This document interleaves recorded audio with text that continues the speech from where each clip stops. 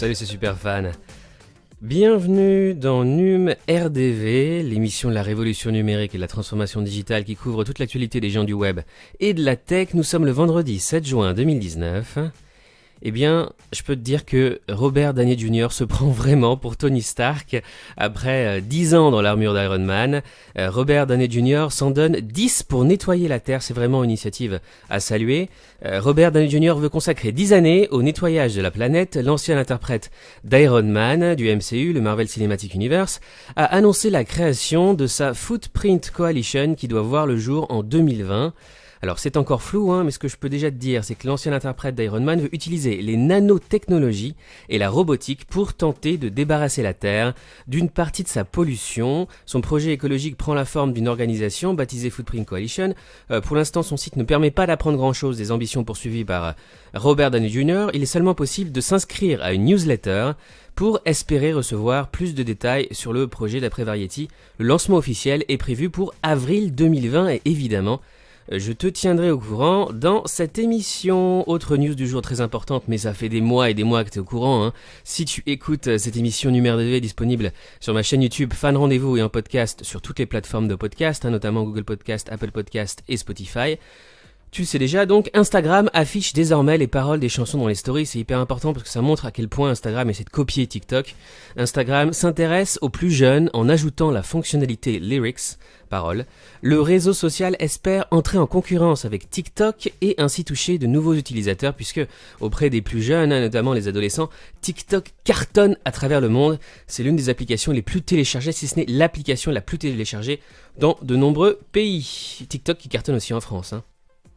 Donc pour les professionnels, notez bien qu'Instagram maintenant permet d'ajouter des paroles dans les chansons aux stories. Dans le reste de l'actualité, on va parler de Google Stadia. Je t'avais promis que je reviendrais sur toutes les annonces faites par Google sur sa plateforme de cloud gaming. Google détaille Stadia qui arrivera en France à l'automne 2019 et tous les articles mentionnés dans cette vidéo sont évidemment dans la description de cette vidéo sur YouTube. Alors Google dévoile le prix, les caractéristiques techniques et les jeux de lancement de Stadia.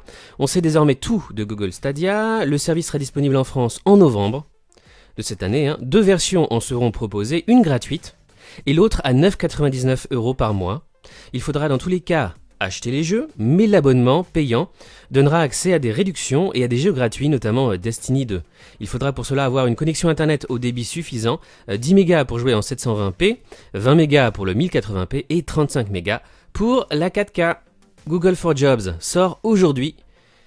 Google for Jobs, depuis ce matin, vous pouvez trouver votre emploi directement sur Google. Google déploie désormais en France son outil d'agrégation d'offres d'emploi. Le moteur de recherche affiche directement les offres sur les pages de résultats. Google veut afficher moins de résultats d'un même site dans les SERP, dans les résultats de recherche. Google se renforce dans l'analytics, c'est-à-dire l'analyse de données.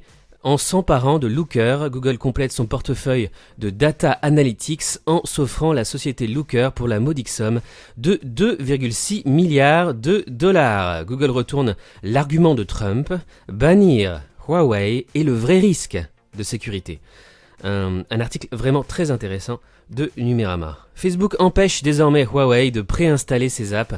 Un autre coup dur pour le géant chinois. Facebook met fin à ses relations avec Huawei après Google. Qu'est-ce que cela implique ? Facebook et sa crypto-monnaie. L'officialisation est imminente. Si tu écoutes cette émission du rendez-vous, tu es au courant depuis de nombreux mois. Facebook aurait pris de l'avance sur le calendrier. Le géant pourrait dévoiler sa crypto-monnaie dès ce mois-ci. Voiture autonome, Apple reste dans la course avec le rachat de Drive.ai. Selon des sources officieuses, la firme à la pomme serait en négociation pour acquérir cette jeune pousse fondée par des diplômés de l'université de Stanford pour développer une plateforme logicielle et matérielle de conduite autonome. Vers la fin du téléchargement de musique, avec la disparition d'iTunes, c'est vraiment la fin d'une ère. Dans les années 90, on téléchargeait des MP3 sur des plateformes peer-to-peer et désormais la consommation de musique se fait surtout essentiellement en streaming sur YouTube, Spotify ou Deezer par exemple. Skype est un opérateur télécom comme un autre selon l'Union européenne. Avec son offre premium Skype Out, Skype doit désormais relever du cadre juridique beaucoup plus strict des opérateurs télécoms traditionnels, ainsi qu'en a décidé la Cour européenne de justice aux grandes dames de la filiale de Microsoft. le fisc français et Microsoft seraient parvenus à un accord. Reconnaissance faciale, Microsoft vient d'effacer très discrètement une base de données massive. La base de données de Microsoft MS Celeb contenait la bagatelle de 10 millions de visages. C'était une base de données de célébrités, mais aussi de journalistes et d'auteurs, notamment de journalistes spécialisés dans la cybersécurité. Eh bien, cette base de données avait été constituée sans aucun accord de ces personnes, et donc c'est pour ça que Microsoft l'a effacée, mais malheureusement, évidemment, certaines personnes à travers le monde ont fait des sauvegardes sur plusieurs disques durs, donc elle existe toujours finalement, malgré la suppression par Microsoft. Autre news tech du jour. Nous passons désormais plus de temps sur notre mobile que devant la télévision, je t'en ai parlé hier. Attention, c'est uniquement valable, selon cette étude, pour les États-Unis. Sur Reddit, un site très très populaire aux États-Unis, une intelligence artificielle génère seule un subreddit et le résultat est impressionnant. Le groupe R Subreddit Simulator sur Reddit est uniquement alimenté par des bots qui produisent des publications inspirées d'autres subreddits. Le résultat est un beau condensé de la culture internet. Évidemment, dans cette émission, je te tiens régulièrement au courant des progrès de l'intelligence artificielle. Cdiscount lance une offre optique en ligne et développe encore ses services. News France. Paris ne veut garder que 2 ou 3 services de trottinettes, mais lesquels?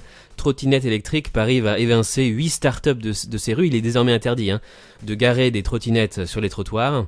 Paris demande aussi aux startups de limiter la vitesse de leurs trottinettes électriques à 20 km/h. L'enseigne préférée des Français 2019 est Decathlon. On termine par un point culture geek. Le prodige sur Fortnite, qui a été banni de Twitch, admet qu'il a bien 12 ans. Les joueurs sont très très jeunes, les joueurs de Fortnite. Et pour participer à des compétitions d'e-sport, notamment sur Twitch, il faut avoir au moins 13 ans. Après Netflix, les Obama débarquent sur Spotify. L'ancien couple présidentiel vient de signer un accord pour un podcast avec la plateforme musicale Spotify qui désormais fait des recommandations de podcasts comme YouTube fait des recommandations de vidéos et Spotify te permet aussi de créer des playlists de podcasts. Jessica Jones, la dernière série Marvel sur Netflix, s'annonce très sombre puisque toutes les séries Marvel vont débarquer sur Disney+, qui sortira aux États-Unis en novembre. La dernière héroïne Marvel chez Netflix est prête à faire ses adieux. Autant vous dire que cela ne devrait pas être joyeux. La série qui va sortir sur Netflix la semaine prochaine, le vendredi 14 juin. Et enfin, Friends, bientôt de retour avec les acteurs emblématiques de la série. Ça fait des années qu'on entend parler de ça. Je suis toutes les rumeurs en tant que super fan de Friends. J'ai tous les coffrets DVD.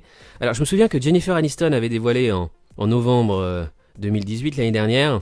Écoutez, nous les filles, on a toujours dit que nous aimerions bien le refaire, mais les garçons, eux, sont un peu moins excités par l'idée, pour une raison ou pour une autre. Je ne sais pas exactement pourquoi. Donc David Schwimmer, Ross, Matt LeBlanc, Joey et Matthew Perry Chandler ont apparemment changé d'avis, puisque Jennifer Aniston a déclaré il y a quelques jours, le 5 juin, chez Ellen DeGeneres, pourquoi pas, je vais vous dire, je serais prête à le faire, les filles seraient prêtes à le faire, et les garçons le feraient aussi, j'en suis sûr, donc tout peut arriver. Apparemment, tout le cast de Friends serait prêt à revenir.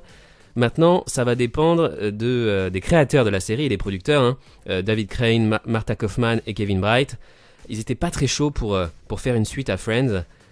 Évidemment, je te tiendrai au courant dans mon émission et sur cette chaîne, Fan Rendez-vous. C'est tout pour aujourd'hui, merci d'avoir regardé ou écouté NUM RDV. On se retrouve demain pour la dernière émission de la semaine. Je te souhaite une très très belle journée. À demain, salut.